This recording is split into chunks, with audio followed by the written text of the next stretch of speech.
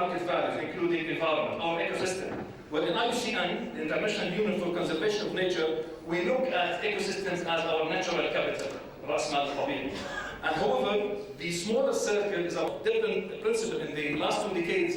It's about basically globalization, market, free trade, and this principle basically raised 2 issues, whether it's water as a free gift from nature and God, or the issues of the social forum, that water as a human right. And again, it's about the social community, the community itself in any nation, whether it's in Singapore, in Sweden, in Switzerland, or in Jordan, they can choose their own model. So whatever pricing is not a panacea for every solution. Each community has to have its idea of we need to look at demand side rather than supply side. We need to look at pricing and behavioral change. And the key issue here is that when you talk about pricing and tariff structure, we talk about 2 different objectives. How you design your objectives, whether you're talking about pricing or tariff. Let me just share with you some questions for how treating inequals unequally. And by subsidizing, it's by conventional wisdom, by subsidizing all water, that means all water users are encouraged to overuse water. Simple fact. And we know that in Jordan, this is part of conventional wisdom. On the same vein, underpricing water means that utilities cannot recover their costs. So basically, you talk about users pay principle, which need to validate, also polluters pay principle, that also we need to think about. Getting the right price does not go up fund for the poor. And the first endowment fund was basically for water in this part of the world. So we need to rethink and challenge the conventional wisdom and the current prevailing models of governance. At the end of the day, water pricing is about governance, our good governance. We know that basically the pricing of water in many regions is increasing. On the contrast, most developing countries only cover operation and maintenance costs. That's part of the lessons learned. However, on the sanitation side, most developed countries recover operation and maintenance costs, and developing countries barely recover part of the sewage and operation and maintenance costs. So there is a disparity between North and South, which is basically prices determine water use, not tariff design. This is part of the basic fact. And let me just share with you some 4 principles, very briefly. Principle 1, tariffs are a complex issue that require understanding of the consumer demand and behavior. Principle 2 is about getting the tariff level and the tariff structure right, helps all consumers, including the poor. We need to think about the poorest of the poor, who pay automatically through this system. So basically, the employee is sitting at his desk and receiving all transactions and passing them through automatically.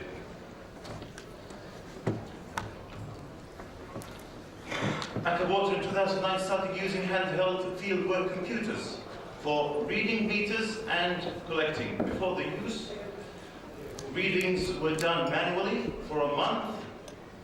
All the readings were entered manually into the computer.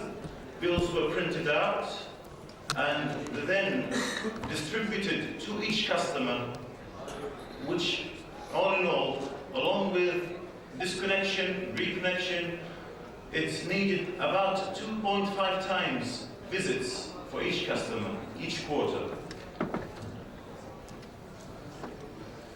Well, this new system allows the meter reader to read, produce the bill, even receive the payment at the customer's door.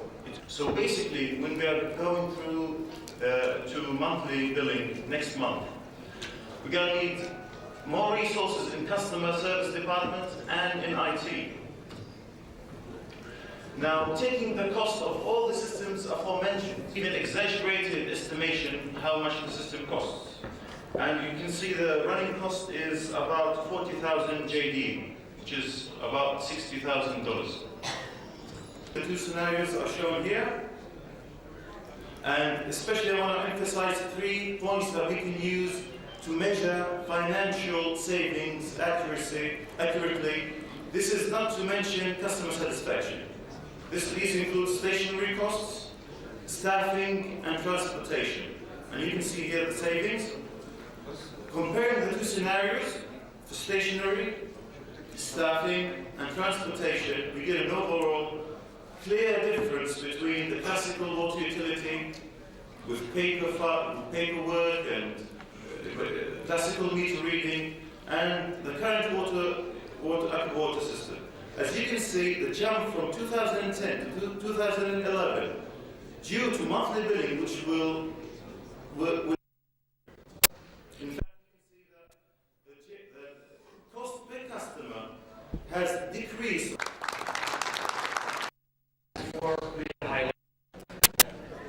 Drives me to this definition is the word process and the how to. The process, it's continuous. The digesters, you have the power generating equipment, it needs specialist operations, it needs additional operating staff, but the investment cost is usually the killer, and in the energy costs going up. Also, with the emphasis on global warming, there is now a market for carbon credits and slightly equipment at its peak performance so that you can achieve energy efficiency. That means cost recovery to cover the costs. By using cost recovery to optimize. So, coming into the next slide then, how can we finance optimization? Obviously, participation or performance contracting. Performance contracting is very much a theme here in Jordan these days. But if you have a system which is not operating particularly efficiently, you can appoint a contractor costs without actually investing in the first place. Through cleaner development mechanisms to help to finance projects such as sludge digestion. And obviously through loans and grants, but reduce investment costs and lower energy costs. So donors now to demand climate checks with every new project, particularly in wastewater treatment, which is more expensive to construct, but basically avoids the need for aeration works. Mechanical works generally needs maintenance. The civil works, as the previous presenter said, generally has a longer lifespan. If it is introduced, this will definitely have an impact on the downstream processes. Of course, with highly complex equipment, these are just 3 examples of projects we've been working on where we try to bring in the principles of energy presentation, because this does not include digestion, but a big plant like this. For these treatment plants, unfortunately, we do need quite a lot of energy because of the very high standard of nitrogen removal that was required. If the standards were not quite so high, we could use trickling filters and virtually reduce the energy consumption of these plants. Energy efficiency is an issue that is receiving increasing attention. Globally.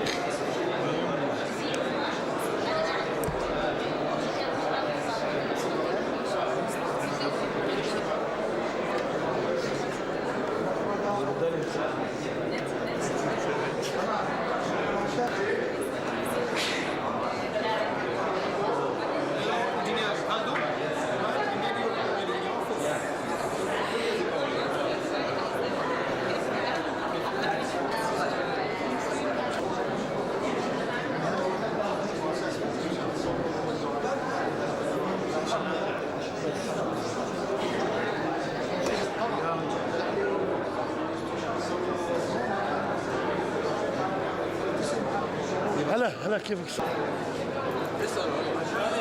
مستر خالد في شيء بدك اياه؟ في شيء بدك اياه؟ ايوه الو علينا محمد كيفك؟ حضرتك كأنك جوا؟ انت هلا موجود في المؤتمر ولا برا؟ احنا موجودين. خذوا من فوق لتحت.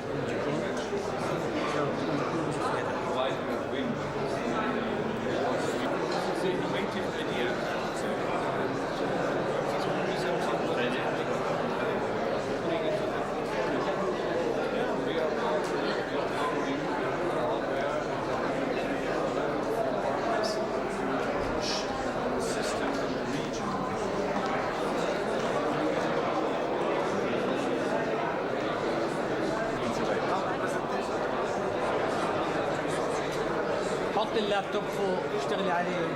انا هيك كنت عارفه لان هي تكفي. لا حطيه واشتغلي عليه عادي. والله عشان تصور. اكتب. لا انا راجل. You should have somebody explain this.